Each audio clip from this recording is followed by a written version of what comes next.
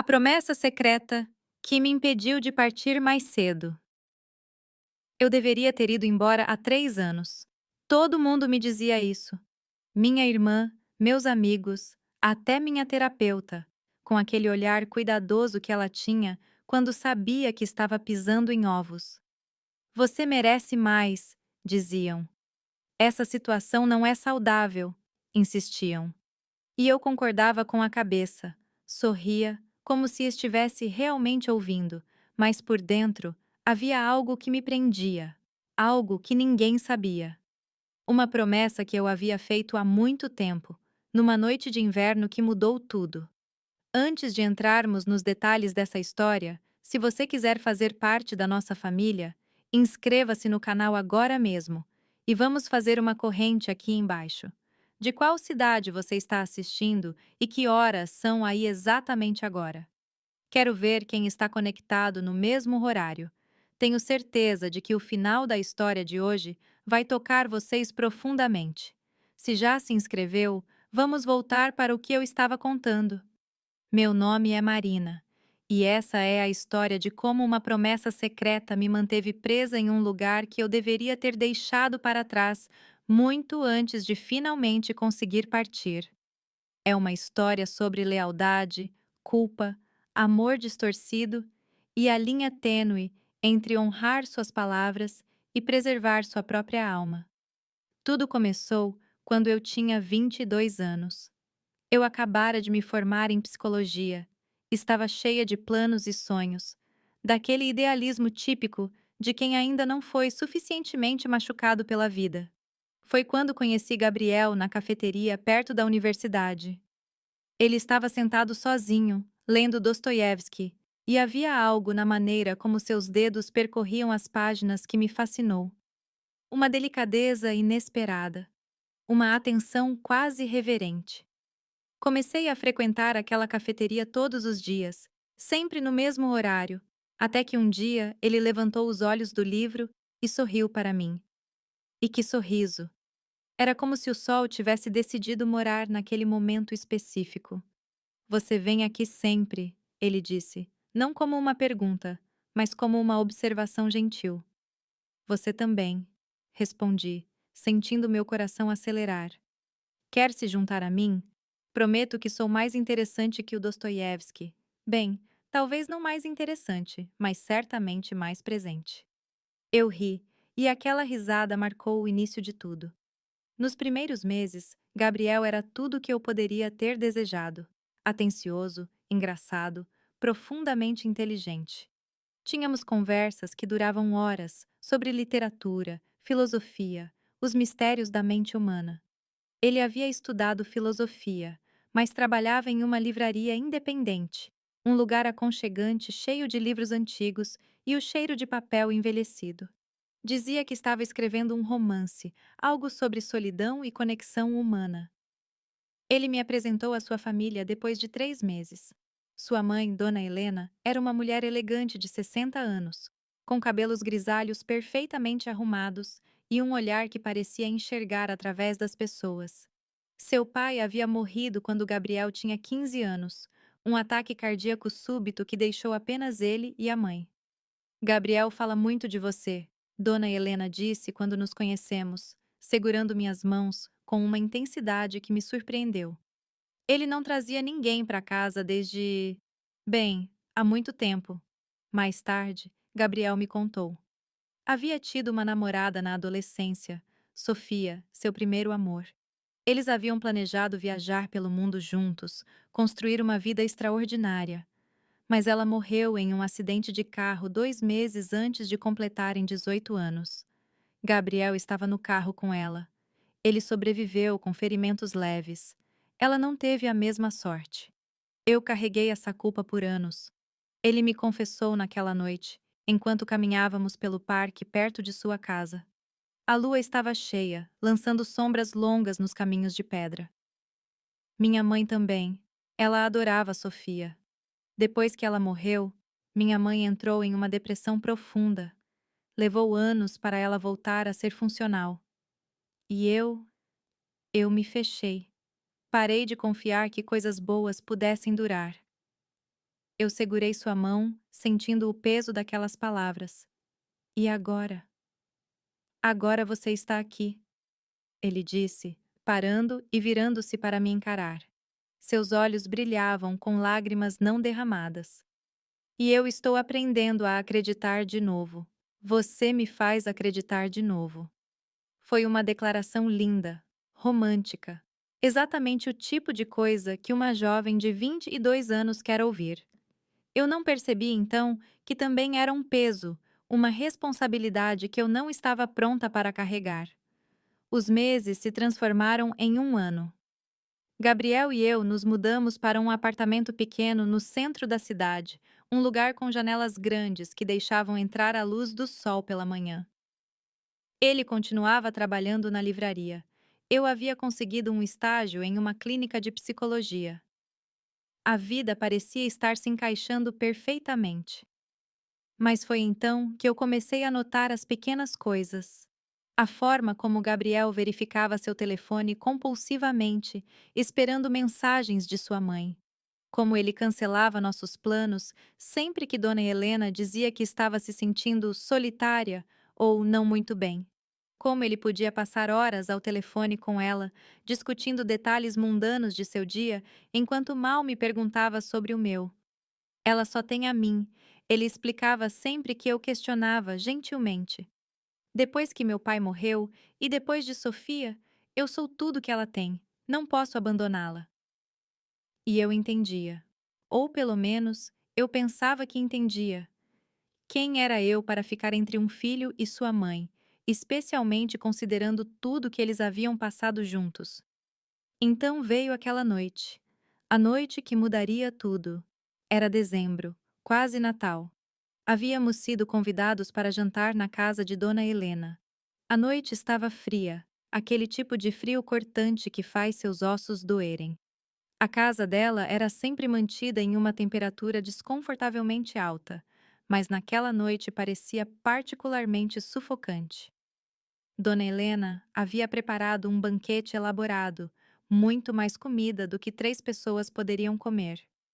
A mesa estava posta com a louça fina que ela reservava para ocasiões especiais, velas acesas criando sombras dançantes nas paredes. Durante o jantar, ela estava estranhamente silenciosa, empurrando a comida pelo prato sem realmente comer. Gabriel notou imediatamente, sua expressão mudando de despreocupada para preocupada em um instante. Mãe, está tudo bem? Ela suspirou profundamente, colocando o garfo na mesa com um som suave. Eu preciso conversar com vocês sobre algo importante. Meu estômago se apertou. Havia algo na maneira como ela disse isso, uma solenidade que parecia prenunciar más notícias. Eu fui ao médico na semana passada. Ela começou, seus olhos fixos em Gabriel. Eles encontraram algo, um nódulo, câncer de mama, estágio 2. O silêncio que seguiu foi ensurdecedor. Eu podia ouvir o tic-tac do relógio antigo na parede, o zumbido distante do aquecedor. Gabriel havia ficado completamente imóvel, seu rosto perdendo toda a cor. O quê? Sua voz saiu como um sussurro estrangulado. Vou começar o tratamento em janeiro. Quimioterapia, provavelmente cirurgia. Os médicos são otimistas, mas. Ela pausou, limpando uma lágrima que escorria por seu rosto. Vai ser difícil. Vou precisar de ajuda. Gabriel se levantou tão bruscamente que sua cadeira quase tombou. Ele foi até sua mãe e a abraçou, e eu podia ver seus ombros tremendo. Eu vou estar aqui, mãe, para tudo, cada consulta, cada tratamento, eu prometo. Eu sei, meu filho, ela disse, acariciando seus cabelos como se ele ainda fosse uma criança. Eu sempre soube que poderia contar com você. Ela então olhou para mim por cima do ombro de Gabriel, e havia algo em seus olhos que eu não consegui decifrar completamente. Expectativa? Desafio? Súplica? Marina, ela disse. E Gabriel se afastou um pouco, ainda segurando as mãos de sua mãe. Eu sei que você e Gabriel têm sua própria vida, seus próprios planos. Mas eu preciso pedir algo a você também. Meu coração começou a bater mais rápido. Claro, dona Helena, qualquer coisa. Ela trocou um olhar com Gabriel e então voltou sua atenção para mim. Eu preciso que você fique com ele, que você não o deixe. Ele vai precisar de alguém durante esse período. Alguém forte, alguém que o mantenha ancorado. Depois que Sofia morreu, ele quase se perdeu completamente. Não suportaria vê-lo assim de novo. As palavras dela pairaram no ar, pesadas e inegáveis. Gabriel estava olhando para mim agora, seus olhos vermelhos, vulnerável de uma forma que eu nunca havia visto antes. Dona Helena, eu. Por favor, ela interrompeu, e sua voz quebrou. Eu sei que é muito pedir, mas você é importante para ele. Você o trouxe de volta à vida. Se algo acontecer comigo, se o pior acontecer, eu preciso saber que ele não estará sozinho, que você estará lá. Como eu poderia dizer não? Como eu poderia olhar para aquela mulher, enfrentando uma das coisas mais assustadoras que alguém pode enfrentar, e recusar? Como eu poderia olhar para Gabriel claramente devastado e dizer que não poderia prometer isso? Eu prometo, ouvi minha própria voz dizer. Eu vou ficar com ele. Eu não vou deixá-lo. Dona Helena fechou os olhos, um alívio visível lavando seu rosto. Obrigada. Você não sabe o quanto isso significa para mim. Gabriel me abraçou naquela noite com uma intensidade que beirava o desespero.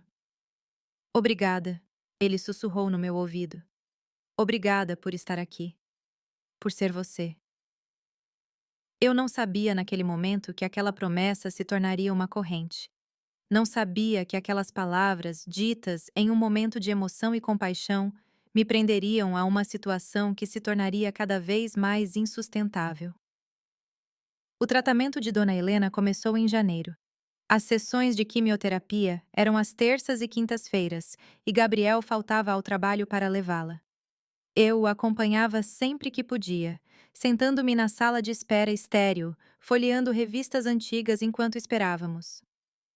Dona Helena reagiu relativamente bem ao tratamento, considerando tudo. Ela perdia cabelo, ficava nauseada, tinha dias ruins onde mal conseguia sair da cama. Mas os médicos estavam satisfeitos com o progresso. O tumor estava encolhendo. As chances eram boas. Mas algo estava mudando em Gabriel. Ou talvez, algo estava sendo revelado que sempre esteve lá, apenas escondido sob camadas de charme e romance. Ele se tornou cada vez mais dependente de sua mãe, mas de uma forma estranha, invertida. Era como se ele precisasse ser necessário para ela, como se sua identidade inteira estivesse envolvida em ser o filho salvador, o único que poderia cuidar dela adequadamente. Ele começou a passar mais noites na casa dela do que em nosso apartamento. Ela não pode ficar sozinha, ele explicava. E se algo acontecer durante a noite? E se ela cair? E se ela precisar de ajuda? Gabriel, ela tem um telefone. Ela pode nos ligar se precisar de algo. Não é a mesma coisa. Eu preciso estar lá. Nossas conversas começaram a girar exclusivamente em torno de sua mãe. Como ela estava se sentindo, o que ela havia comido, o que os médicos haviam dito. Quando eu tentava falar sobre meu próprio dia, sobre o estágio, sobre um artigo interessante que havia lido, ele parecia estar apenas esperando que eu terminasse para voltar ao assunto de sua mãe. E então havia Dona Helena.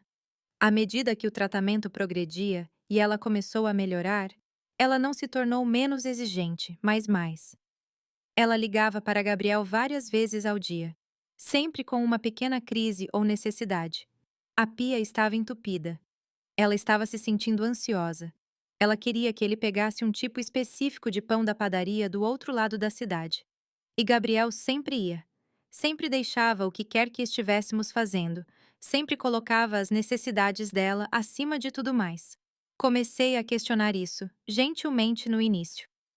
Gabriel, sua mãe está ficando mais forte. Talvez seja a hora de ela começar a fazer mais coisas sozinha.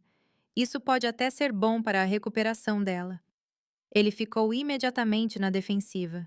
Você não entende o que ela passou, o que nós passamos. Eu sei. E eu tenho muita empatia por isso. Mas. Mais nada, Marina. Ela é minha mãe. Ela esteve lá para mim sempre que eu precisei. Como eu posso não estar lá para ela agora? Era uma lógica impossível de argumentar contra. Como eu poderia ser a pessoa que pedia a ele para amar menos sua mãe, para cuidar menos? Mas não era sobre amor ou cuidado. Era sobre limites, sobre equilíbrio, sobre o fato de que Gabriel parecia incapaz de existir como um indivíduo separado de sua mãe. As coisas pioraram quando o tratamento de Dona Helena terminou. Ela recebeu o atestado de que estava em remissão em julho, quase 6 meses depois do diagnóstico. Deveríamos estar celebrando, e nós celebramos, mas eu esperava secretamente que isso significasse que as coisas voltariam ao normal, que Gabriel voltaria a ser o homem que eu havia conhecido, o que estava construindo uma vida comigo. Mas isso não aconteceu.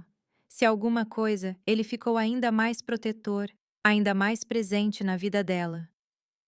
Ela sobreviveu ao câncer, ele dizia.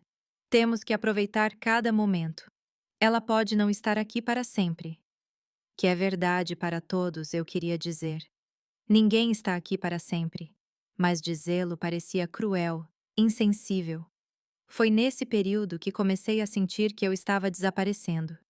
Que Marina, a pessoa com seus próprios sonhos e necessidades e desejos, estava sendo lentamente apagada, substituída por Marina, a namorada compreensiva, a que sempre dizia sim, a que havia feito uma promessa. Minha irmã, Júlia, foi a primeira a dizer em voz alta. Estávamos almoçando juntas num sábado, apenas nós duas, uma raridade naqueles dias. Você parece cansada, ela disse, estudando meu rosto com preocupação. Estou bem. Menti automaticamente. Marina, sou sua irmã. Eu te conheço.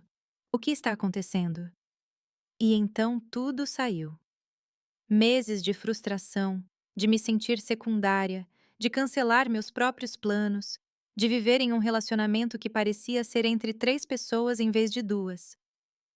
Júlia me ouviu em silêncio, sua expressão ficando cada vez mais séria. Você precisa sair dessa, ela disse quando terminei. Não é tão simples. Por que não?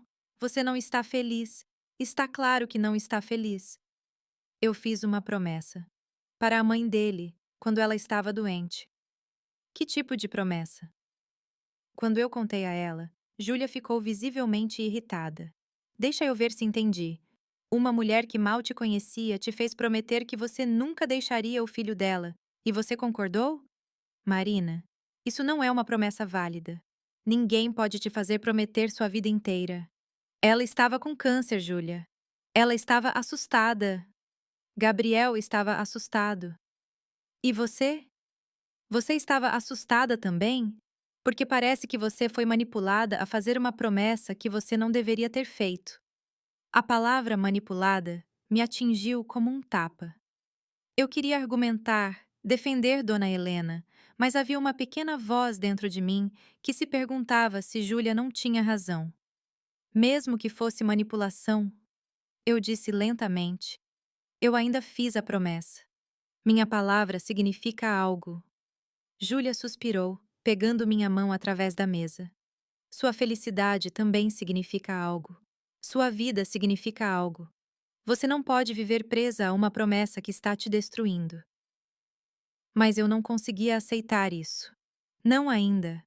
Porque se eu admitisse que a promessa foi injusta, teria que enfrentar o que isso significava sobre Gabriel, sobre Dona Helena, sobre o relacionamento inteiro. Teria que admitir que havia sido colocada em uma posição impossível e que havia dito sim quando deveria ter dito não. Então eu continuei. Mais 6 meses passaram, e então mais 6. Gabriel e eu estávamos tecnicamente juntos, mas eu me sentia mais sozinha do que nunca. Estávamos compartilhando um espaço, mas não uma vida. Ele estava emocionalmente casado com sua mãe, e eu era a outra, a que ele mantinha por perto por obrigação, porque sua mãe havia arrancado uma promessa de mim. O segundo ano foi quando eu realmente comecei a me perder. Não de uma forma dramática, não com um colapso ou uma crise. Foi um desaparecimento lento, célula por célula, dia após dia. Eu havia começado a trabalhar em tempo integral na clínica de psicologia, um desenvolvimento que deveria ter sido emocionante. Era o que eu havia estudado, o que eu amava fazer. Ajudar pessoas a navegarem por suas questões emocionais, a encontrarem clareza em meio ao caos. A ironia de não conseguir fazer o mesmo por mim não passou despercebida. Meu supervisor, Dr. Ricardo, era um homem nos seus 50 anos com aquele tipo de sabedoria gentil que só vem de décadas de realmente ouvir as pessoas. Ele notou minha mudança antes mesmo de eu mesma admitir que havia algo errado. Marina, você está presente hoje? Ele perguntou depois de uma supervisão onde eu havia claramente estado distraída. Desculpe, eu estava pensando em um caso. Ele me deu aquele olhar que os terapeutas bons têm, o que diz: eu sei que você está mentindo, mas vou te dar espaço para ser honesta no seu próprio tempo. Se você precisar conversar sobre qualquer coisa, minha porta está aberta. Não apenas como supervisor, mas como alguém que já esteve onde muitos dos nossos clientes estão. Eu agradeci e saí, mas suas palavras ficaram comigo, porque eu estava começando a reconhecer em mim mesma os mesmos padrões que via em alguns dos meus clientes: a abnegação, a dificuldade em estabelecer limites, o sentimento de que meu valor estava ligado a quanto eu poderia dar aos outros, mesmo à custa de mim mesma. Em casa, ou melhor, no apartamento que eu raramente dividia com Gabriel anymore, as coisas continuaram a se deteriorar de maneiras pequenas, mas significativas. Gabriel havia essencialmente se mudado de volta para a casa de sua mãe, embora oficialmente ainda vivesse comigo. Ele aparecia algumas noites por semana, sempre tarde, sempre exausto, sempre com histórias sobre como sua mãe havia precisado dele para isso ou aquilo. Ela está tendo problemas para dormir, ele diria. Ou ela está se sentindo ansiosa sobre a consulta de acompanhamento. Ou ela queria que eu organizasse o porão. Sempre havia uma razão, sempre uma necessidade que só ele poderia satisfazer. E quando ele estava comigo, ele nunca estava realmente presente. Seus olhos ficavam em seu telefone, esperando a próxima mensagem de sua mãe. Nossa conversa, quando acontecia, era superficial, truncada. Não fazíamos mais amor. Ocasionalmente tínhamos sexo, mas era mecânico, vazio, como se ambos estivéssemos apenas passando pelos movimentos, porque era isso que casais eram supostos fazer. Uma noite, cerca de 18 meses após a promessa, eu tentei ter uma conversa séria com ele. Gabriel, precisamos conversar. Ele olhou para cima de seu telefone, uma expressão de preocupação imediata atravessando seu rosto. O que foi? Algo aconteceu? Sim, nós acontecemos. Ou melhor, nós não estamos mais acontecendo. Ele franziu a testa, colocando o telefone de lado. Do que você está falando? Quando foi a última vez que tivemos uma conversa real? Quando foi a última vez que fizemos algo juntos, apenas nós dois, sem que sua mãe estivesse envolvida de alguma forma? Marina, você sabe que a situação dela é complicada. Ela está em remissão há 1 ano, Gabriel. 1 ano. E você está mais presente na vida dela agora do que quando ela estava realmente doente. Ele ficou na defensiva imediatamente, seu corpo enrijecendo. Ela é minha mãe. Ela quase morreu. Mas ela não morreu. Ela está bem. E eu. Minha voz quebrou. Eu não estou bem. Nós não estamos bem. O que você quer que eu faça? Que eu a abandone? Não estou pedindo isso. Estou pedindo por algum equilíbrio. Estou pedindo para ser uma prioridade na sua vida, não uma reflexão tardia. Ele se levantou, passando as mãos pelos cabelos com frustração. Você sabia como era minha relação com minha mãe quando começamos a namorar. Você sabia o que passamos. Eu sabia. Mas eu não esperava ser completamente apagada da sua vida. Não esperava ser a terceira pessoa no nosso relacionamento. Isso é injusto.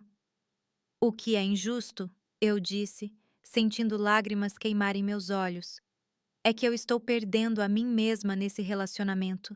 E você nem percebe. Ou pior, você percebe e não se importa. Ele olhou para mim por um longo momento, e eu vi algo no seu rosto que me partiu o coração. Não era raiva ou negação, era indiferença. Como se ele já tivesse aceitado mentalmente que isso era como as coisas eram, e minha infelicidade era apenas um inconveniente menor. Eu não sei o que você quer de mim, ele disse finalmente, sua voz cansada. Eu quero você. Eu quero o homem que conheci há 2 anos. Eu quero um parceiro, não um companheiro de quarto que às vezes dorme aqui. Mas mesmo enquanto eu dizia isso, eu sabia que estava perdida. Porque o homem que eu havia conhecido, ou pensado conhecer, talvez nunca tivesse existido realmente. Talvez eu tivesse visto o que queria ver, e a realidade sempre tinha sido essa versão dele, o filho dedicado, incapaz de ser qualquer outra coisa. Aquela conversa não mudou nada. Se algo mudou, foi que Gabriel começou a passar ainda mais tempo na casa de sua mãe. Como se minha reclamação, como ele chamou para sua mãe, eu descobri mais tarde, tivesse provado que eu era egoísta, que eu não entendia.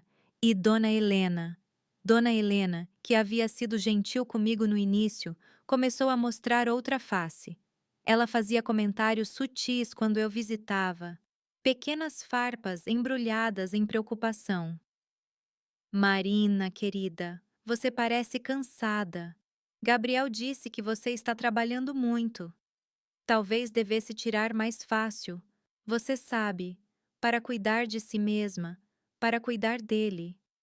Ou, Gabriel me contou que você ficou chateada com ele. Eu entendo, deve ser difícil compartilhar sua atenção, mas você sabe como ele é. Sempre foi um menino tão dedicado. Ou, a que mais me feriu. Estou tão grata por você estar mantendo sua promessa, Marina. Sei que não deve ser fácil às vezes, mas uma promessa é uma promessa, não é? Aquela última ela disse com um sorriso, mas havia aço por trás dele. Um lembrete. Uma corrente que ela estava garantindo que permanecesse no lugar. Foi depois daquela visita particular que eu finalmente procurei terapia para mim mesma. Eu não podia mais confiar em minha própria percepção. Estava começando a me perguntar se eu era a problemática, se eu estava sendo egoísta, se minha infelicidade era apenas uma falha de caráter. Minha terapeuta, doutora Fernanda, era uma mulher nos seus 40 anos com uma maneira direta mas compassiva. Nossa primeira sessão foi em uma terça-feira chuvosa em setembro, quase 2 anos após a promessa. Eu contei a ela tudo. A promessa, o relacionamento, a maneira como eu estava me sentindo presa, mas também culpada por me sentir presa. Ela me ouviu sem interromper, fazendo anotações ocasionais, seu rosto cuidadosamente neutro como terapeutas são treinados para ser. Quando terminei, ela ficou em silêncio por um momento antes de falar. Marina, vou te fazer algumas perguntas e quero que você realmente pense antes de responder. Pode ser? Eu concordei com a cabeça. Se sua melhor amiga viesse até você e te contasse exatamente a mesma história que você acabou de me contar, o que você diria a ela? A pergunta me pegou desprevenida. Eu abri minha boca para responder. Depois fechei. Porque a resposta era óbvia, não era? Eu diria a ela para sair. Diria a ela que a promessa foi feita sob coação emocional, que não era justa, que ela não tinha obrigação de se sacrificar dessa forma. Eu Eu diria a ela para terminar o relacionamento. Admiti em voz baixa. E por que é diferente para você? Porque eu fiz uma promessa. Porque. Por quê? Porque se eu sair, isso me torna uma pessoa terrível. Me torna alguém que desiste. Alguém que não mantém sua palavra. Doutora Fernanda se inclinou para a frente. ou te torna alguém que reconhece quando está em uma situação insustentável e toma medidas para se proteger? Marina, pode me dizer, você acha que essa promessa foi justa desde o início? Ela estava com câncer. Eu não perguntei sobre as circunstâncias dela. Perguntei se foi justo pedir isso de você. Eu lutei com a pergunta, sentindo lágrimas formando-se. Não, sussurrei finalmente. Não foi justo. E você acha que Gabriel saberia que ela ia te pedir isso? Aquela pergunta me atingiu como um raio, porque eu nunca havia considerado isso antes. Mas agora que ela perguntou, memórias começaram a se reorganizar em minha mente. O olhar que Dona Helena e Gabriel haviam trocado antes dela fazer o pedido. A maneira como ele havia imediatamente me abraçado depois, não com surpresa, mas com alívio. Eu. Eu não sei. Algo para pensar, doutora Fernanda disse gentilmente. Por agora, vou te dar algo para levar para casa. Quero que você escreva 2 cartas. Uma para Gabriel, dizendo tudo o que você não conseguiu dizer a ele. E uma para você mesma, da perspectiva de 5 anos no futuro. O que você acha que a Marina futura diria para você agora? Eu saí daquela sessão me sentindo exposta, vulnerável, mas também como se uma pequena fissura tivesse sido feita na parede que eu havia construído ao redor de minha própria percepção. Naquela noite, eu comecei a escrever a primeira carta, para Gabriel.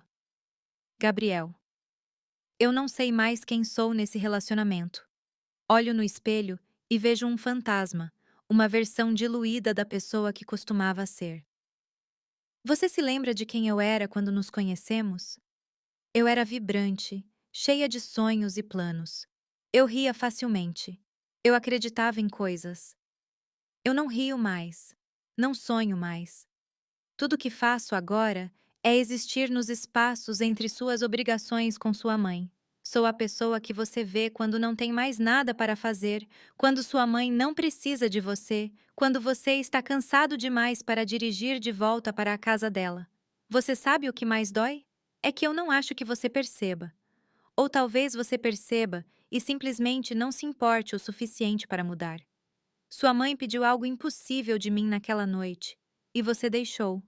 Você ficou lá e me viu prometer minha lealdade eterna, e você não disse nada. Não disse, isso é muito para pedir. Não disse, Marina não precisa prometer isso. Você apenas aceitou, grato, aliviado de que alguém mais pudesse carregar o peso de sua felicidade emocional, além de sua mãe. Eu te amo, Gabriel. Ou pelo menos, eu amava o homem que pensei que você fosse. Mas esse homem nunca existiu realmente. Existiu? Você sempre foi o filho primeiro, o namorado em segundo. E eu fui tola de pensar que poderia mudar isso, que meu amor seria suficiente para te fazer querer construir uma vida separada da sua mãe. Mas não é suficiente. Eu não sou suficiente. E essa percepção está me matando lentamente. Marina. Eu não mostrei a carta a ele. Em vez disso, guardei em uma gaveta, junto com a segunda carta, que ainda não tinha coragem de escrever. Os meses continuaram passando. O outono se transformou em inverno e então em primavera. Cada estação parecia indistinguível da anterior, uma névoa cinzenta de dias que se fundiam uns nos outros. Eu continuei com a terapia, sessão após sessão, lentamente descascando as camadas de negação e racionalização que havia construído ao redor de minha situação. Doutora Fernanda era paciente, nunca me pressionando, mas sempre fazendo as perguntas certas, as que me forçavam a confrontar verdades desconfortáveis. Por que você acha que é tão difícil para você sair? Ela perguntou em uma de nossas sessões. A promessa. Além da promessa, há algo mais, não há? Algo mais profundo. Eu pensei sobre isso por um longo tempo. Eu acho. Eu acho que eu tenho medo de que ela estivesse certa.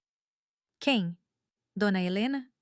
Sim, que se eu sair, sou o tipo de pessoa que desiste, que não luta, que é egoísta. E se você ficar? Que tipo de pessoa você é se ficar? A pergunta me silenciou, porque eu nunca havia pensado nisso dessa forma.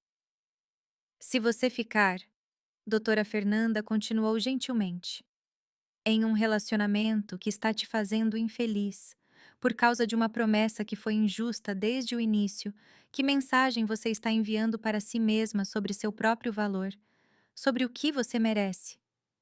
Eu comecei a chorar, lágrimas silenciosas escorrendo pelo meu rosto. Porque ela estava certa.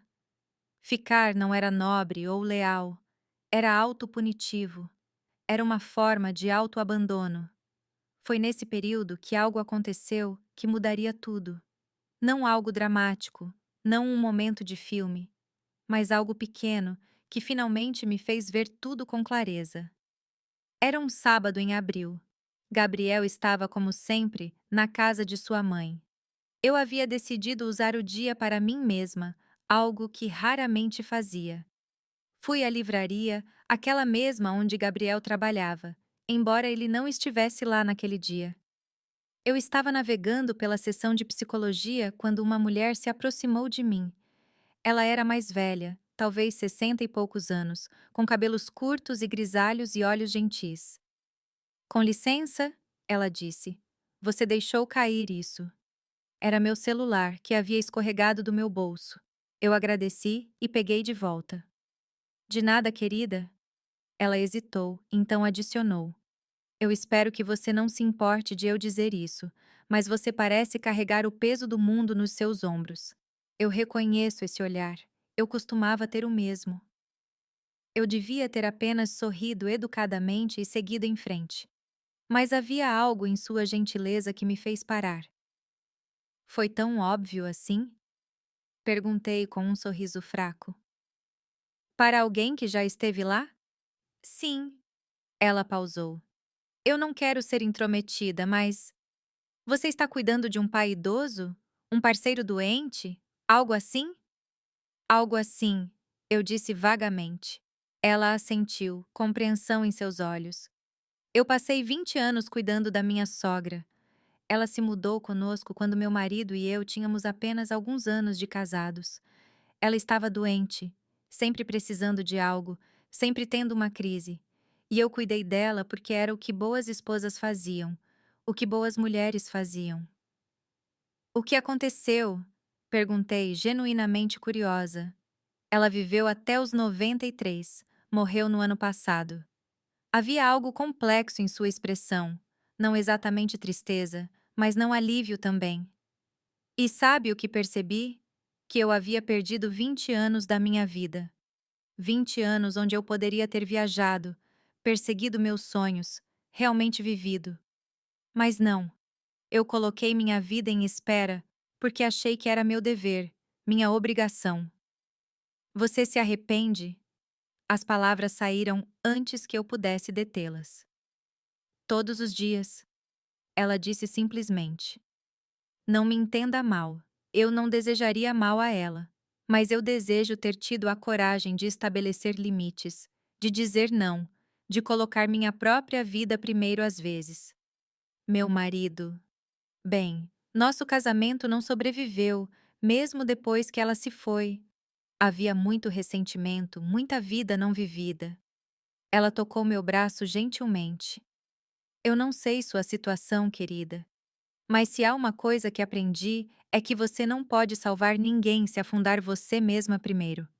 E nenhuma promessa, nenhuma obrigação vale sacrificar sua própria vida. Ela foi embora então, apenas mais uma estranha em uma livraria, mas suas palavras ficaram comigo como uma profecia. Eu voltei para o apartamento naquele dia e finalmente escrevi a segunda carta, para mim mesma, 5 anos no futuro.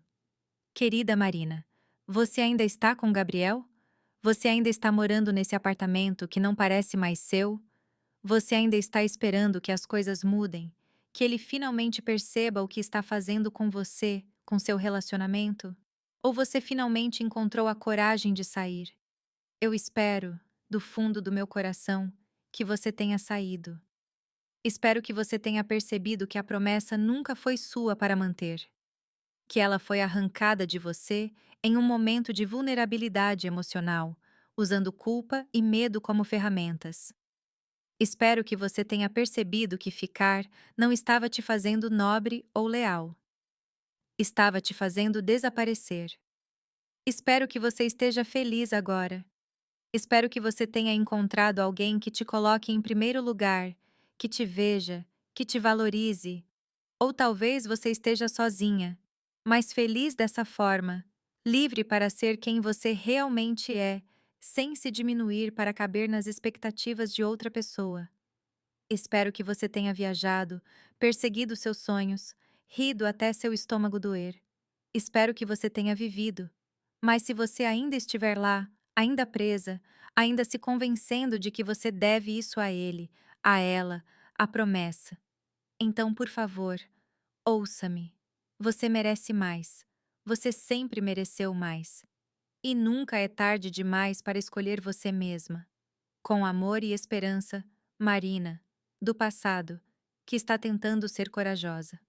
Eu dobrei a carta e a coloquei ao lado da que havia escrito para Gabriel. 2 pedaços de papel que continham mais verdade do que eu havia sido capaz de falar em voz alta em 2 anos. Aquela noite, Gabriel apareceu no apartamento, tarde como sempre. Ele parecia exausto, com olheiras profundas sob os olhos. Oi, ele disse, deixando cair sua bolsa no chão. Oi. Minha mãe está tendo problemas com sua pressão arterial novamente. Tivemos que ir ao médico hoje. Está tudo bem? Sim, é só estresse. Mas você sabe como ela fica ansiosa. Houve um silêncio. Ele nem perguntou sobre meu dia. Ele nunca mais perguntava. Eu olhei para ele, esse homem que eu havia amado, e senti nada. Não raiva, não tristeza, apenas uma resignação vazia. Gabriel, ouvi minha própria voz dizer: precisamos terminar. Ele olhou para cima surpreso. O quê? Isto, não está funcionando. Você sabe que não está. Marina, não comece com isso de novo. Não estou começando nada. Estou terminando. Estou terminando isso. Ele ficou parado, processando minhas palavras. Por causa da minha mãe? Isso é realmente sobre isso? É sobre tudo. É sobre como você nunca está presente. É sobre como eu me tornei uma figura de fundo na minha própria vida. É sobre como eu fiz uma promessa que nunca deveria ter sido pedida, e estou mantendo essa promessa está me matando. Você prometeu, ele disse, e havia algo acusatório em seu tom. Você prometeu à minha mãe que você não me deixaria. Eu prometi quando ela estava doente e assustada, quando você estava devastado, quando eu senti que não tinha escolha. Mas ela está bem agora, Gabriel. Ela está bem. E ainda assim você age como se ela estivesse à beira da morte. E eu percebi que não é sobre a saúde dela. É sobre você precisar ser necessário, precisar ser o salvador. E eu não posso mais ser parte disso. Então você vai apenas desistir? Vai quebrar sua promessa? Vou salvar a mim mesma, eu disse. E ao dizer isso, senti algo quebrar dentro de mim. Não de uma forma ruim, mas como quando o gelo quebra na primavera. Uma liberação. Eu fico, e em 5 anos vou olhar para trás e me odiar por isso. Vou me odiar por ter desperdiçado minha juventude, minha vida, em um relacionamento onde eu era sempre a terceira prioridade. Isso não é justo. Você está certo. Não é justo. Nada sobre isso foi justo desde o início. Ele ficou lá por um longo momento, e eu podia ver várias emoções cruzando seu rosto. Raiva, confusão, mágoa, mas não surpresa. Ele havia visto isso chegando, assim como eu. O que você quer que eu faça? Ele finalmente perguntou. E essa foi a pergunta que finalmente quebrou qualquer dúvida remanescente em minha mente. Porque mesmo agora, mesmo neste momento, ele estava me fazendo responsável. Ele não estava lutando por nós. Não estava dizendo, eu vou mudar, ou me dê outra chance. Ele estava apenas aceitando, porque no fundo, Isso era mais fácil para ele também. Quero que você vá, eu disse calmamente. Quero que você pegue suas coisas e vá, hoje à noite. Marina. Por favor, Gabriel. Apenas vá. E ele foi. Pegou algumas roupas, alguns livros, sua escova de dentes. A vida dele nunca havia realmente estado ali de qualquer forma, então não havia muito para levar. Na porta, ele parou. Minha mãe vai ficar muito decepcionada com você. E ali estava. Não, eu vou sentir sua falta, ou eu sinto muito que chegamos a isso. Mas minha mãe vai ficar decepcionada. Eu sei, eu disse. Mas eu posso viver com a decepção dela. Não posso viver mais com a minha própria. Ele saiu, e eu fechei a porta atrás dele. E então eu desmoronei. Os dias, imediatamente após o término, foram os mais difíceis. Não porque eu estava arrependida, eu não estava, mas porque décadas de condicionamento sobre manter promessas, sobre ser uma boa pessoa, sobre não desistir, estavam gritando na minha cabeça que eu havia feito a coisa errada. Gabriel ligou algumas vezes nos primeiros dias. Eu não atendi. Dona Helena ligou também, deixando mensagens cada vez mais frenéticas. Marina, querida, Gabriel me contou, por favor, me ligue, podemos conversar sobre isso. Marina, eu não entendo. Você prometeu. Você me prometeu. Como você pode fazer isso com ele, depois de tudo que fizemos por você? Eu deletei as mensagens sem ouvir completamente. Doutora Fernanda havia me avisado que isso aconteceria, que eles tentariam usar culpa para me trazer de volta. Você não deve a eles uma explicação, ela disse em nossa sessão de emergência poucos dias após o término. Você não deve a eles nada. Você fez o que precisava fazer para se proteger. Então, por que me sinto tão culpada? Porque você foi condicionada a se sentir assim. Porque eles passaram 2 anos te dizendo que seu valor estava ligado à sua capacidade de servir às necessidades deles. Mas, Marina, ouça-me. Você fez a coisa certa, a coisa corajosa. Coragem não era o que eu estava sentindo. Eu estava sentindo medo, culpa e uma solidão esmagadora.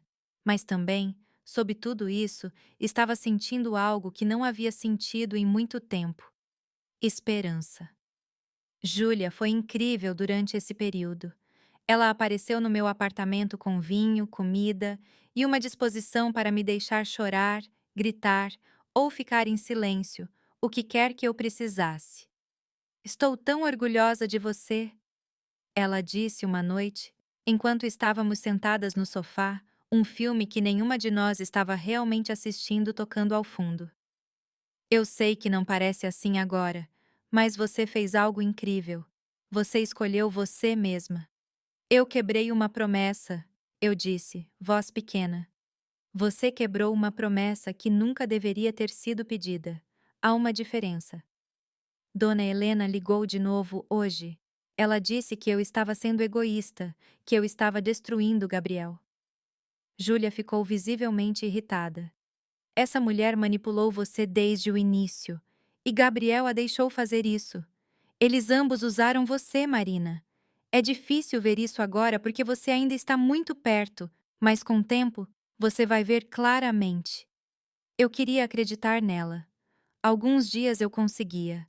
Outros dias, o peso da culpa era tão pesado que eu mal conseguia sair da cama. O trabalho se tornou meu refúgio. Na clínica, eu podia focar nos problemas de outras pessoas, usar meu treinamento e habilidades para ajudá-las a navegar por suas próprias questões. Havia uma ironia em ser capaz de ver tão claramente os padrões prejudiciais nas vidas dos outros, enquanto lutava com os meus próprios. Dr. Ricardo notou a mudança em mim. Eu estava mais focada, mais presente, mas também visivelmente carregando algo pesado.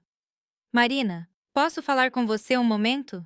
Ele perguntou após uma reunião de equipe algumas semanas após o término. Fomos ao seu escritório, um espaço aconchegante cheio de livros e plantas. Eu não vou intrometer na sua vida pessoal a menos que você queira compartilhar. Ele começou, mas eu notei que você parece estar passando por algo. E eu só quero que você saiba que está fazendo um trabalho excelente. Seus clientes te adoram. Você tem um dom real para isso. As lágrimas vieram do nada. E eu rapidamente as limpei, embaraçada.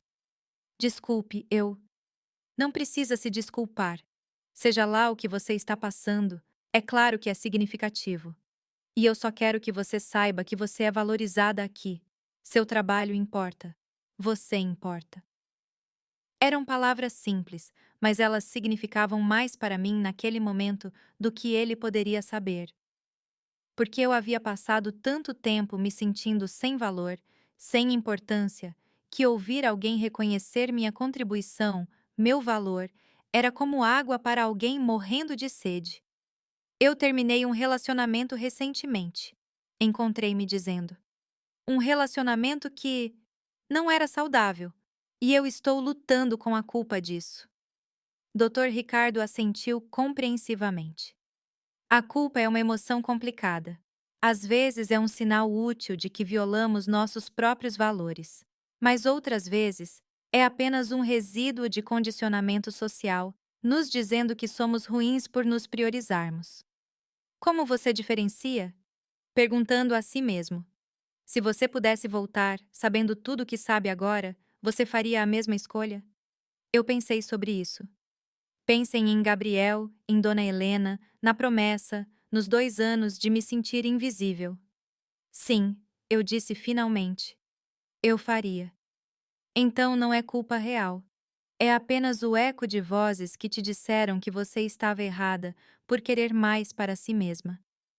Suas palavras ficaram comigo nos dias e semanas que se seguiram. Lentamente, muito lentamente, a culpa começou a se dissipar, substituída por algo mais parecido com aceitação. Mas então, cerca de 2 meses após o término, algo aconteceu que me testou de maneiras que eu não estava preparada. Eu estava na cafeteria perto da clínica, a mesma onde costumava encontrar Gabriel anos atrás, quando meu telefone tocou. Era um número que eu não reconhecia. Alô? Marina? É Beatriz, amiga de Gabriel. Eu a conhecia vagamente. Ela trabalhava na livraria com ele. Oi, Beatriz. Olha, eu sei que vocês terminaram. E talvez eu não deveria estar ligando, mas eu achei que você deveria saber. Gabriel não está bem. Meu estômago se apertou. O que você quer dizer? Ele não tem ido trabalhar. Quando ele aparece, está claramente não dormido, não comido. Ele está apenas uma sombra. E Dona Helena está nos ligando constantemente, dizendo que é sua culpa, que você o destruiu. A velha culpa veio rugindo de volta como uma onda. Eu. Eu não sei o que você quer que eu faça. Eu não sei também. Eu só pensei que você deveria saber. Ele realmente te amava, você sabe. Ele está destruído. Depois que ela desligou, eu sentei lá, meu café esfriando na minha frente, 1 milhão de pensamentos correndo pela minha cabeça. Gabriel estava sofrendo. Por minha causa. Eu havia causado isso. Talvez eu devesse. Não. Eu me forcei a parar esse processo de pensamento. Isso era exatamente o que doutora Fernanda havia me avisado. A tentativa de me fazer sentir responsável por suas emoções, por seu bem-estar. Em nossa próxima sessão, eu contei à doutora Fernanda sobre a ligação. E como você se sentiu ao ouvir isso? Ela perguntou. Culpada. Como se eu devesse voltar, ou pelo menos ligar para ele, verificar se ele está bem. E por que você acha que Beatriz realmente ligou? Você acha que foi apenas preocupação com Gabriel? Eu pausei, pensando. Você acha que foi Dona Helena? Que ela pediu para Beatriz ligar? Não sei, mas mesmo se foi Beatriz agindo por conta própria, a questão permanece. Você é responsável pelo bem-estar emocional de Gabriel? Não, eu disse, mas havia hesitação em minha voz. Deixe-me reformular. Se você tivesse ficado no relacionamento apenas porque sair o machucaria, você seria feliz? Não. E quanto tempo você acha que poderia continuar assim antes de algo quebrar? Seu espírito, sua saúde mental, você mesma. Não muito tempo, admiti. Então deixe-me fazer uma pergunta diferente. E se os papéis fossem invertidos? E se Gabriel tivesse terminado com você porque ele não era feliz, porque ele precisava cuidar de si mesmo? Você gostaria que ele se sentisse responsável por garantir sua felicidade depois? A pergunta me parou completamente. Porque a resposta era óbvia: não, eu não gostaria. Eu não gostaria que alguém ficasse comigo por pena ou obrigação. Então, por que é diferente quando é você fazendo a partida? Porque. Porque eu prometi. Marina, vou ser direta com você. Essa promessa se tornou uma prisão. E pior, se tornou uma forma de você evitar enfrentar uma verdade difícil: que esse relacionamento estava errado desde o início, promessa ou não. A promessa te dá algo para se agarrar, uma razão externa para sua infelicidade. Mas mesmo sem ela, você deveria ter ido embora. Suas palavras foram duras, mas necessárias, porque ela estava certa. Eu havia usado a promessa como uma muleta, uma forma de não ter que admitir que havia escolhido mal, que havia investido 2 anos em um homem que nunca seria capaz de me dar o que eu precisava. O que eu faço sobre Gabriel? Perguntei. Nada. Você não faz nada. Ele é um adulto, ele tem recursos, uma mãe, amigos, presumivelmente acesso à terapia se ele quiser. Sua felicidade ou infelicidade não é sua responsabilidade. Nunca foi. Eu saí daquela sessão sentindo-me simultaneamente mais leve e mais pesada. Mais leve porque eu estava começando a verdadeiramente acreditar que eu havia feito a coisa certa. Mais pesada porque aceitar isso significava aceitar que eu havia perdido 2 anos de minha vida e que Gabriel, de certa forma, havia perdido também. Mas a vida, descobri, não espera você processar completamente uma experiência antes de lançar a próxima para você. 3 meses após o término, eu estava finalmente começando a me sentir como eu mesma novamente. Não a Marina que existia antes de Gabriel. Essa versão havia sido substituída por algo diferente. Algo mais sábio, mas também mais cauteloso. Mas pelo menos eu estava sentindo algo além da culpa constante. Eu havia começado a fazer coisas que havia negligenciado durante meu relacionamento. Retomei a yoga. Algo que eu amava, mas havia abandonado porque Gabriel achava um pouco demais. Comecei a ler por prazer novamente. Devorei livros como se estivesse faminta por eles. E comecei a escrever. Apenas para mim no início, journaling sobre minha experiência, tentando fazer sentido de tudo. Mas então comecei a escrever algo mais, um ensaio sobre promessas emocionalmente coagidas, sobre como a lealdade pode se tornar autodestruição, sobre a linha entre amar alguém e se perder nesse amor. Foi terapêutico colocar em palavras o que eu havia sentido, mas sido incapaz de articular durante tanto tempo. Dr. Ricardo, que havia se tornado algo como um mentor, leu o ensaio quando mencionei casualmente que estava escrevendo. Marina, isso é poderoso, ele disse, seus olhos sérios enquanto olhava para cima do manuscrito. Você já pensou em publicá-lo? Há tantas pessoas que provavelmente precisam ouvir isso. Eu não sei, eu disse hesitante. Parece tão exposto. A melhor escrita geralmente é. Pense nisso. E eu pensei. Por dias, eu pensei. A ideia de colocar minha história no mundo, vulnerável para julgamento, era aterrorizante. Mas também havia algo libertador sobre isso. Como se ao compartilhar, eu pudesse transformar minha dor em algo útil, algo que pudesse ajudar outros que estavam presos em situações semelhantes. Eventualmente, eu submeti o ensaio para um site de psicologia popular. Para minha surpresa, eles o aceitaram. Seria publicado no mês seguinte. Foi nesse meio tempo que algo inesperado aconteceu. Eu conheci alguém. Seu nome era Lucas. Ele era escritor, trabalhando em seu segundo romance, e vinha à clínica como cliente de um dos meus colegas. Nos encontramos na sala de espera numa tarde de quinta-feira, quando ele havia chegado cedo e eu estava saindo tarde. Desculpe, você trabalha com a Alha aqui? Ele perguntou, olhando para cima de seu laptop. Trabalho. Sou uma das psicólogas. Ah, legal. Embora você provavelmente não devesse falar comigo então, não é? Conflito de interesse e tudo mais? Eu ri. Você é cliente de outra pessoa, então na verdade está tudo bem. Mas você está certo em pensar sobre limites. Muitas pessoas não pensam.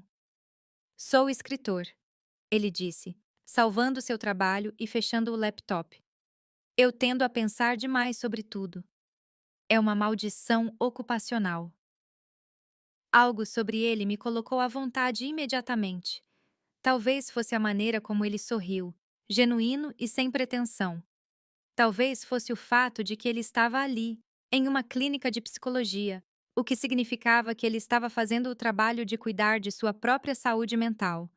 Conversamos por alguns minutos, apenas conversa fiada, mas havia uma facilidade nisso que eu não havia sentido com alguém em muito tempo. Você quer tomar um café alguma vez? Ele perguntou quando estava partindo.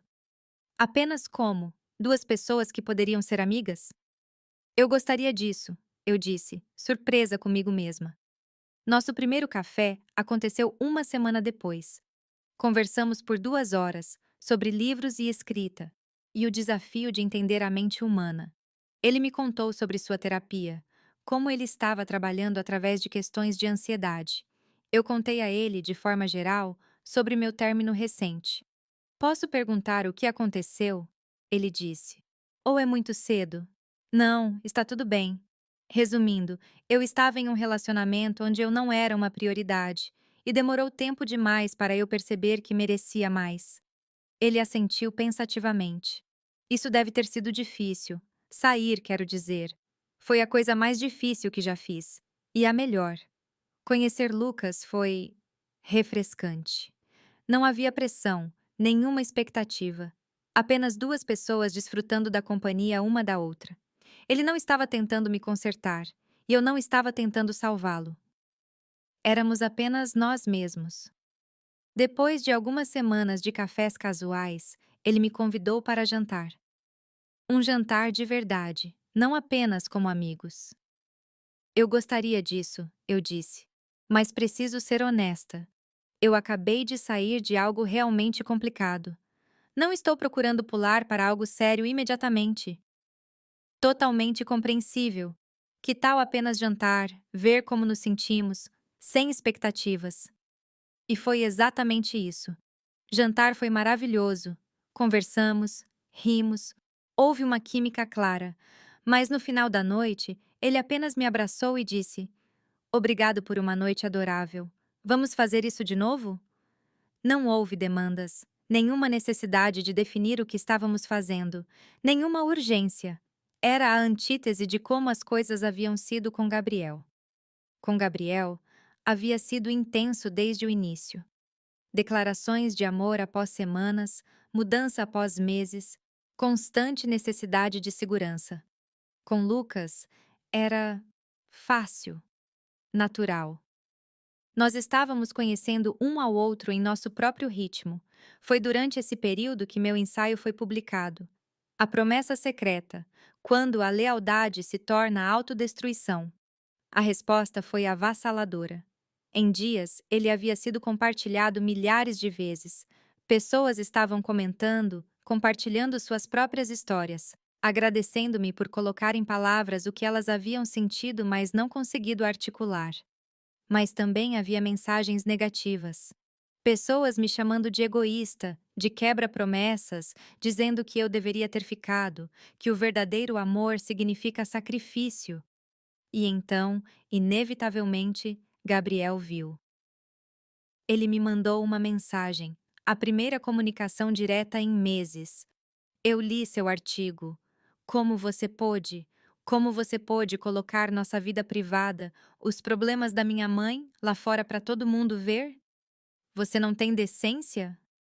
Eu olhei para a mensagem por um longo tempo antes de responder. Eu não usei seu nome real. Não usei o nome real de sua mãe. Contei minha história, minha experiência. E se você se reconhece nela, talvez isso seja algo para você refletir. Ele não respondeu depois disso, mas Dona Helena respondeu, com uma carta longa e amarga que chegou pelo correio. Eu nem abri completamente. Li as primeiras linhas, acusações de traição, de crueldade, de como eu havia destruído o filho dela, e coloquei-a de lado. Doutora Fernanda e eu havíamos preparado para isso, para o fato de que ir público significaria enfrentar suas respostas. Você não precisa ler, ela havia dito. Você não precisa absorver o veneno deles. Você contou sua verdade. Isso é tudo que você devia a si mesma. Lucas, quando contei a ele sobre o artigo e a reação, foi incrivelmente solidário. Você foi corajosa ao compartilhar isso, ele disse. E eu sei que é fácil para mim dizer isso, porque não sou eu sendo criticada, mas as pessoas que estão te atacando, elas provavelmente estão em situações semelhantes e sua história está segurando um espelho que elas não querem ver. Ele tinha razão, eu percebi. As pessoas mais furiosas eram geralmente aquelas que estavam fazendo o que eu havia feito, sacrificando-se em altares de obrigações não razoáveis, convencendo-se de que isso era amor ou dever. Os meses continuaram passando. Verão chegou, quente e brilhante. Eu havia me mudado para um apartamento menor, mais acessível, mas que era inteiramente meu. Decorei do jeito que eu gostava, com cores brilhantes e plantas em todos os lugares. Era um espaço que me refletia, apenas eu. Lucas e eu continuamos nos vendo, nossa conexão aprofundando naturalmente. Mas eu estava sendo cuidadosa, atenta a não repetir velhos padrões. Eu prestava atenção em como ele tratava os outros, se ele respeitava limites, se ele podia ser independente enquanto também conectado. E ele passou em todos os testes, não porque ele estava tentando, mas porque era genuinamente quem ele era. Ele tinha sua própria vida, seus próprios amigos, seus próprios interesses. Ele não precisava de mim para se sentir completo e eu não precisava dele. Nós apenas nos apreciávamos mutuamente. Foi em um de nossos encontros, cerca de 6 meses após nos conhecermos, que eu finalmente contei a ele toda a história. Sobre Gabriel, sobre Dona Helena, sobre a promessa. Estávamos sentados na varanda de seu apartamento, observando o pôr do sol pintar o céu em tons de laranja e rosa. Posso te perguntar algo? Ele disse depois que terminei. Claro. Você se arrepende de ter feito a promessa? Eu pensei sobre isso cuidadosamente. Eu me arrependo de ter permanecido tão tempo. Mas a promessa em si, não sei. Eu a fiz de boa fé, acreditando que era a coisa certa a fazer. O problema não foi fazer a promessa. Foi perceber que era impossível mantê-la sem me destruir, e ainda assim tentar mantê-la de qualquer maneira. E agora? Como você se sente sobre tudo agora? Livre, eu disse, e percebendo enquanto dizia que era verdade. Pela primeira vez em anos, eu me sinto livre. Ele pegou minha mão, entrelaçando seus dedos com os meus. Estou feliz que você conseguiu sair. Egoisticamente. Porque, caso contrário, não teríamos nos conhecido. Mas principalmente porque você merecia. Eram palavras simples, mas significavam tudo. A verdadeira liberdade, descobri, não chegou no momento em que deixei Gabriel.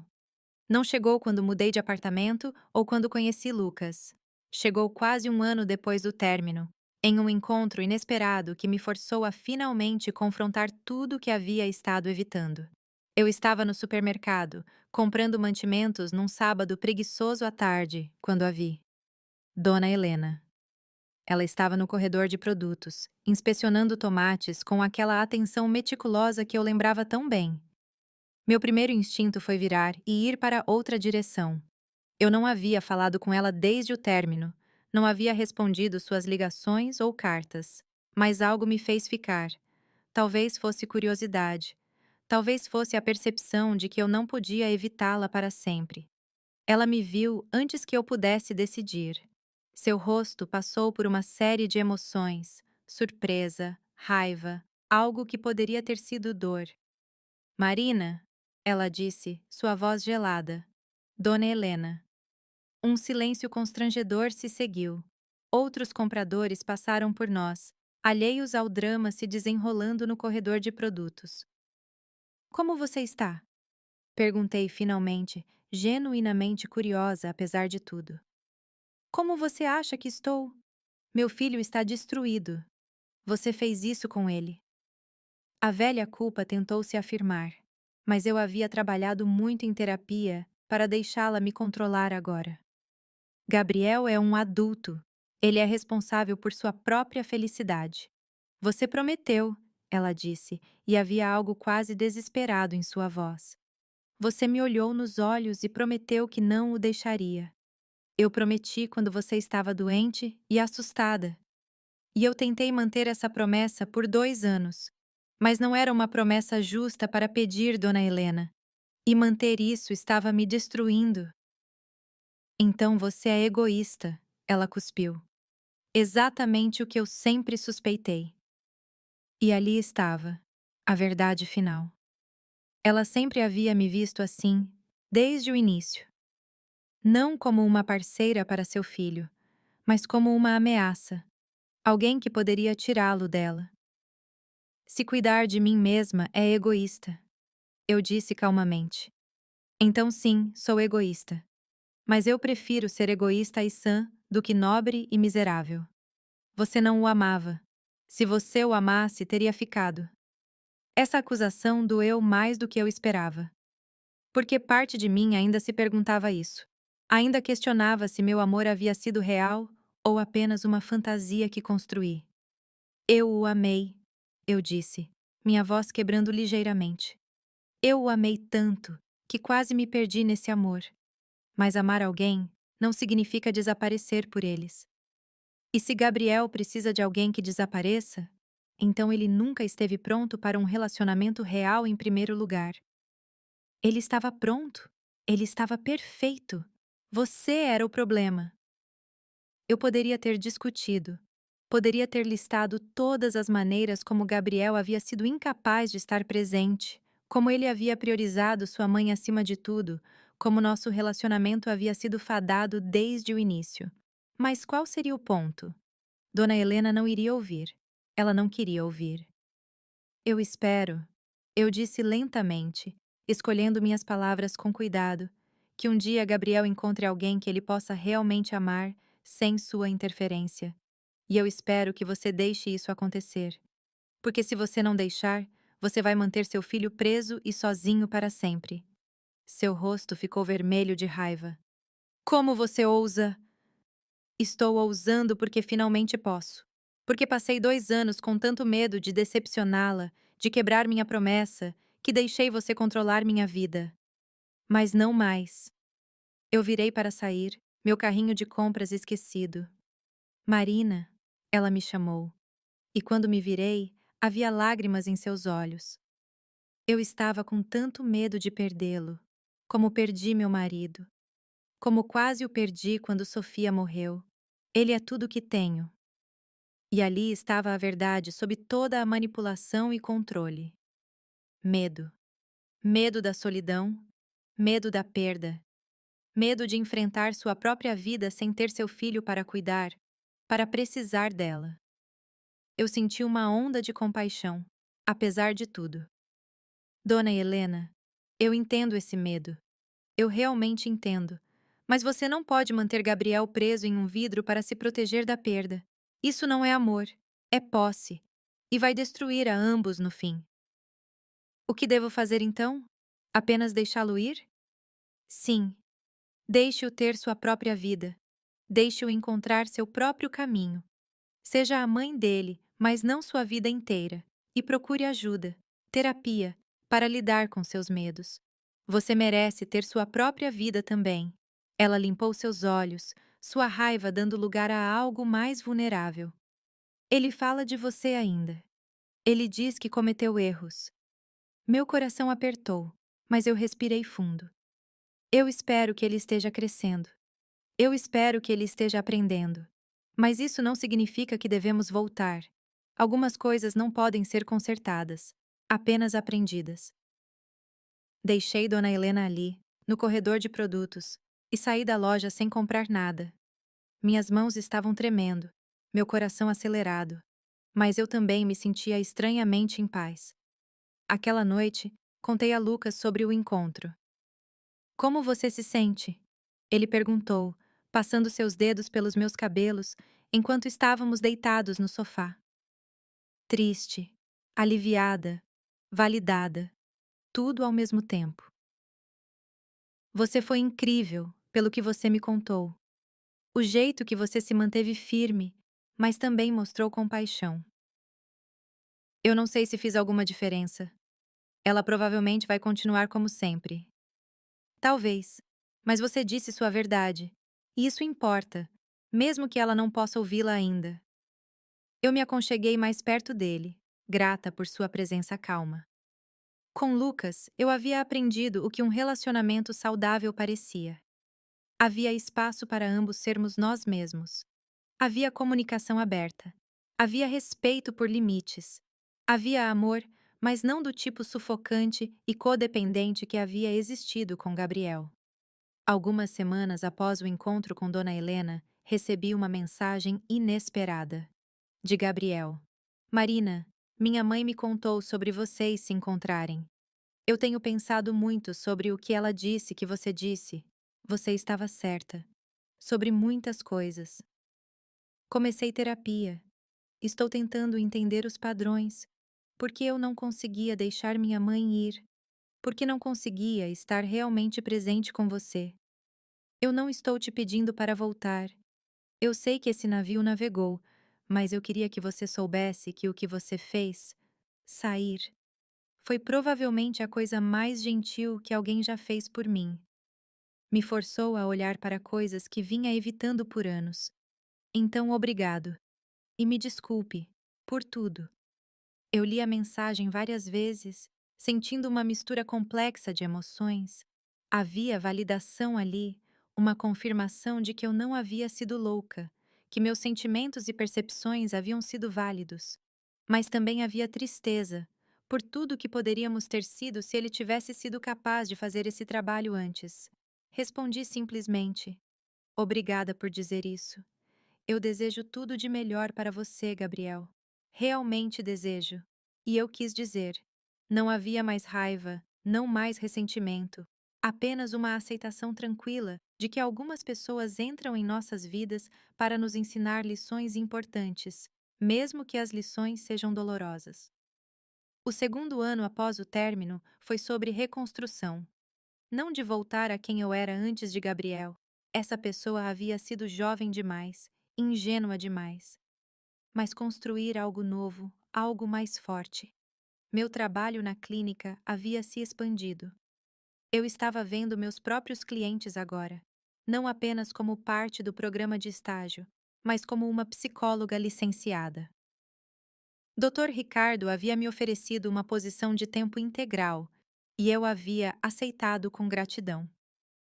Muitos dos meus clientes eram mulheres e alguns homens, em situações semelhantes a que eu havia estado, presos em relacionamentos ou situações por senso de obrigação, incapazes de se priorizar.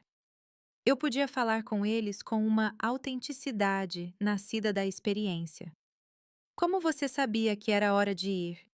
Uma cliente me perguntou durante uma sessão. Ela estava em um casamento de 10 anos com um homem que não era abusivo, apenas ausente, emocionalmente distante. Ela sentia que estava morrendo lentamente, mas sentia culpa por até considerar partir. Eu sabia quando percebi que ficar estava me custando mais do que partir. Eu disse honestamente. Quando percebi que estava perdendo partes de mim mesma, que talvez nunca recuperasse se continuasse. E quando entendi que ficar não estava servindo a ninguém, nem eu, nem ele. Mas você não teve medo? Apavorada. Todos os dias. Mas eu tive mais medo do que me tornaria se ficasse. Essas conversas eram terapêuticas para mim tanto quanto para meus clientes. Cada uma me lembrava de quão longe eu havia chegado, quão diferente minha vida era agora. Lucas e eu havíamos nos tornado sérios, embora tivéssemos tomado nosso tempo chegando lá. Cerca de um ano após nos conhecermos, ele me pediu para namorar oficialmente e eu disse sim. Não com o medo e ansiedade que havia sentido com Gabriel, mas com uma sensação calma de certeza. Você sabe o que eu amo em você? Ele disse uma noite, enquanto preparávamos o jantar juntos em meu apartamento. O quê? Que você não precisa de mim. Você me quer, eu posso sentir isso. Mas você não precisa de mim para ser completa. E isso me faz querer estar com você ainda mais. Era tão diferente de como havia sido com Gabriel, onde todo o relacionamento havia sido construído sobre necessidade, dele de ser necessário, meu de ser amada, de ambos de evitar enfrentar questões mais profundas. Com Lucas, havia escolha. Todos os dias escolhíamos um ao outro, não por obrigação ou medo, mas porque genuinamente apreciávamos quem o outro era. Claro, não era perfeito. Nenhum relacionamento é. Tínhamos desacordos, momentos de frustração, mas havíamos aprendido, eu especialmente havia aprendido, a comunicar, a estabelecer limites, a lidar com conflitos de forma saudável. Preciso de uma noite sozinha hoje, eu poderia dizer, e ele responderia: Claro, aproveite, sem se ofender ou fazer disso algo sobre ele. Ou ele diria: Preciso focar em escrever este fim de semana. E eu diria: Perfeito. Eu tinha planos com Júlia de qualquer forma. E seria verdade, não uma capa para mágoa. Essa independência mútua, paradoxalmente, nos fez mais próximos. Foi durante esse período que recebi uma mensagem surpreendente. De Beatriz, a amiga de Gabriel, que havia ligado meses antes. Marina, eu preciso te pedir desculpas. Dona Helena me pediu para ligar para você naquele dia, para tentar fazer você se sentir culpada por Gabriel estar mal. Eu fui junto porque pensei que estava ajudando, mas percebi depois que estava apenas perpetuando algo tóxico. Gabriel está melhor agora, a propósito. Ele realmente começou terapia, está trabalhando nas coisas. E Dona Helena também está em terapia, acredite ou não. Tudo graças a você ter a coragem de sair. Então, obrigada. E desculpe. Eu respondi agradecendo por sua honestidade e desejando o melhor a todos eles. Era gratificante saber que minha partida havia iniciado mudanças positivas, mas também estava claro que não tinha mais nada a ver com eles. Aquele capítulo estava fechado. Júlia havia notado a mudança em mim também. Você parece você mesma de novo, ela disse durante um dos nossos almoços de irmãs. Na verdade, você parece uma versão melhor de si mesma. Eu me sinto assim, eu disse. Como se eu tivesse passado por fogo e saído mais forte. Você passou. E estou tão orgulhosa de você. Foram palavras simples, mas significaram o mundo. Porque Júlia havia estado lá durante tudo, havia me visto no meu pior, e ainda acreditava em mim. Dr. Ricardo também havia notado. Você cresceu tremendamente como clínica neste ano, ele disse durante minha avaliação de desempenho. Há uma profundidade em seu trabalho agora, uma sabedoria que não estava lá antes. Experiência cara, eu disse com um sorriso. O melhor tipo. A experiência que você vive e integra. Ele estava certo. Eu havia vivido e havia integrado. A promessa que uma vez me prendeu havia se tornado uma lição sobre a importância da autopreservação, sobre a diferença entre amor verdadeiro e obrigação, sobre encontrar sua voz, mesmo quando isso significa decepcionar outros. 2 anos após o término, quase até o dia, recebi uma carta de Gabriel. Uma de verdade, manuscrita, não uma mensagem de texto ou e-mail. Querida Marina, não tenho certeza se você vai ler isso, e não te culparia se não lesse. Mas sinto que devo a você uma explicação completa, um reconhecimento de tudo que fiz de errado. Você estava certa sobre tudo. Sobre minha mãe, e eu termos uma dinâmica doentia. Sobre eu ter usado você para evitar lidar com minha própria bagunça emocional. Sobre a promessa que minha mãe te fez prometer ter sido manipuladora e injusta. Aqui está a parte que vai ser difícil de ouvir. Eu sabia. Não conscientemente, talvez, mas em algum nível profundo, sabia que minha mãe ia pedir algo de você naquela noite. Nós havíamos conversado sobre isso antes, sobre como ela tinha tanto medo de me perder, sobre como ela precisava de segurança. E quando ela pediu, e você concordou, foi tão fácil apenas deixar acontecer. Deixar você se tornar outra pessoa que manteria minha mãe e eu presos em nossa dança doentia. Estive em terapia por quase 2 anos agora. Terapia real, profunda, o tipo que te faz encarar coisas sobre si mesmo que você passou a vida evitando. Aprendi sobre apego, sobre codependência, sobre como minha mãe e eu criamos uma bolha após a morte de meu pai e a morte de Sofia. E como convidei você para essa bolha, mas nunca realmente te dei espaço para respirar. Aprendi que meu medo de perder minha mãe era realmente um medo de crescer, de me tornar totalmente adulto, de ter que enfrentar minha própria vida sem ela como um amortecedor. E aprendi que te amei, eu realmente amei, mas não da maneira que você merecia ser amada. Te amei como um ideal, como alguém que poderia me consertar, me salvar. Não como a pessoa completa e complexa que você é. Minha mãe também está em terapia. Ela está começando a construir uma vida própria, fazer amizades, explorar interesses além de ser minha mãe. É estranho ver, mas também libertador, para ambos. Não estou te escrevendo para te pedir de volta. Eu sei que não somos bons um para o outro, pelo menos não da forma como éramos. Mas estou te escrevendo para dizer obrigado. Por sair. Por se recusar a continuar sendo parte de algo tóxico. Por escolher a si mesma quando eu não podia escolher você. Você me salvou ao partir. Sei que parece contraditório, mas é verdade. Você me forçou a acordar, a ver o que eu tinha sido fazendo, o que estávamos fazendo um ao outro. Espero que você esteja feliz agora. Espero que tenha encontrado, ou encontre, alguém que te ame da forma como você merece, completamente, prioritariamente, honestamente. Com gratidão e arrependimento, Gabriel. Eu li a carta 3 vezes, lágrimas fluindo livremente. Não de tristeza, exatamente, mas de uma mistura de alívio, validação e fechamento. Mostrei a carta para Lucas naquela noite. Isso deve trazer algum encerramento, ele disse depois de ler.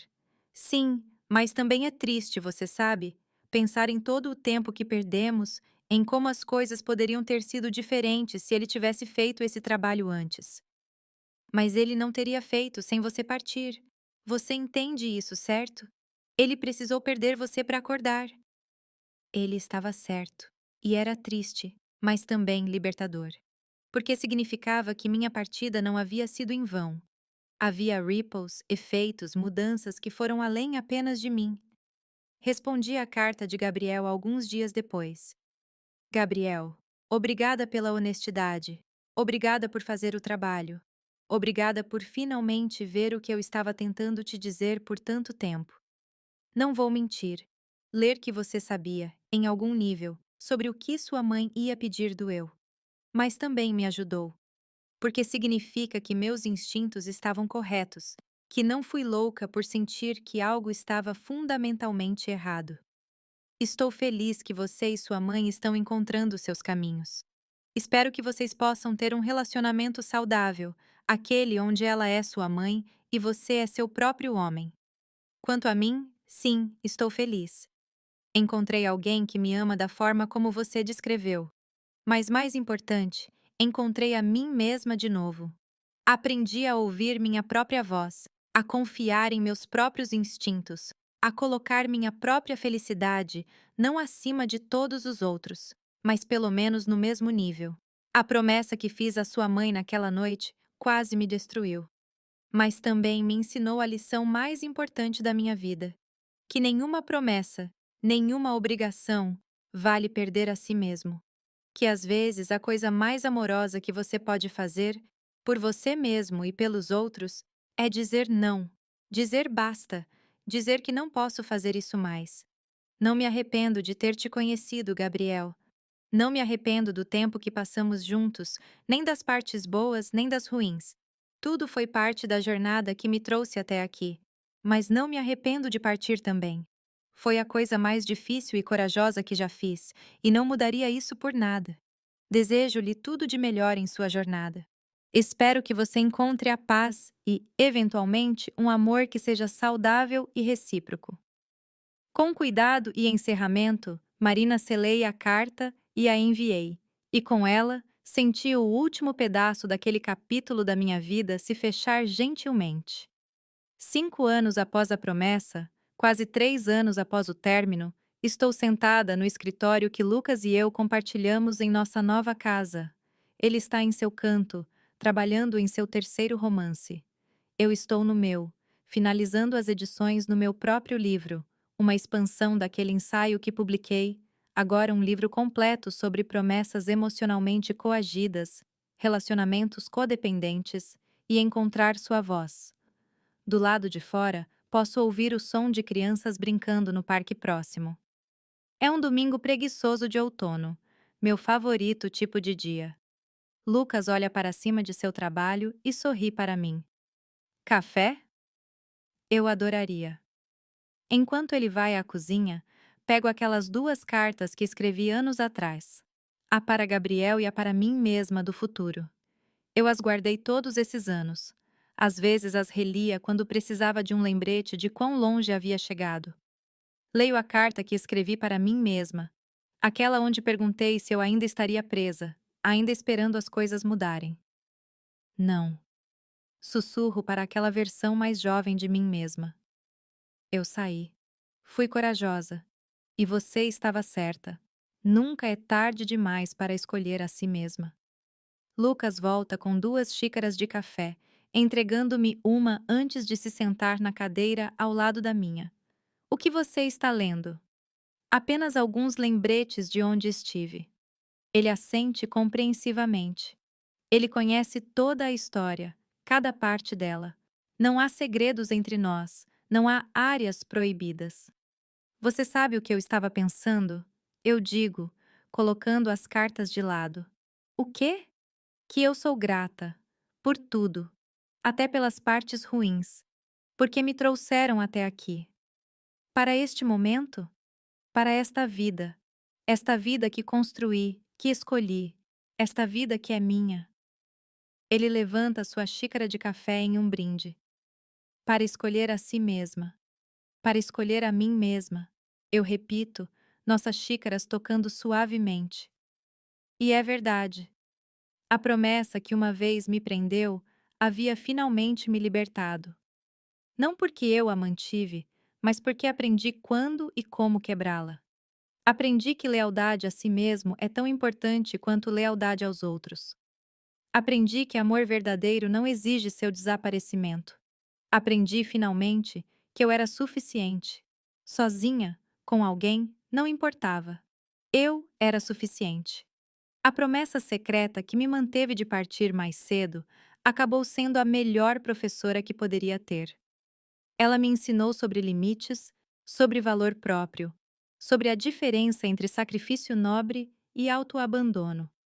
E agora, sentada neste escritório, com um parceiro que me ama sem me sufocar, com uma carreira que me satisfaz, com amizade e família que me apoiam, posso dizer com certeza: valeu a pena a luta para chegar aqui. Valeu a pena a coragem de sair. Valeu a pena escolher a mim mesma. Meu telefone zumbi com uma mensagem de Júlia. Ainda nos vemos para almoço amanhã? Mal posso esperar para ouvir sobre o livro. Respondo: absolutamente. Não perderia por nada. E não perderia. Porque aprendi que a vida acontece nestes pequenos momentos. Almoços com irmãs, cafés tranquilos com parceiros, trabalho que importa, amizades que sustentam. Não nos grandes gestos ou promessas dramáticas, mas nas escolhas diárias que fazemos para nos mostrar, ser presente, escolher amor ao invés de medo, escolher a nós mesmos ao invés de desaparecer. Olho pela janela para aquele lindo dia de outono, as folhas virando em tons de dourado e vermelho, e sorrio. A promessa secreta que me manteve de partir mais cedo acabou não sendo tão secreta afinal. Estava ali o tempo todo, esperando que eu tivesse coragem de reconhecê-la, nomeá-la e finalmente deixá-la ir. E ao deixar ir aquela promessa impossível, descobri que havia uma outra esperando por mim. Uma promessa que fiz a mim mesma, que sempre ouviria a minha própria voz, que nunca me perderia de novo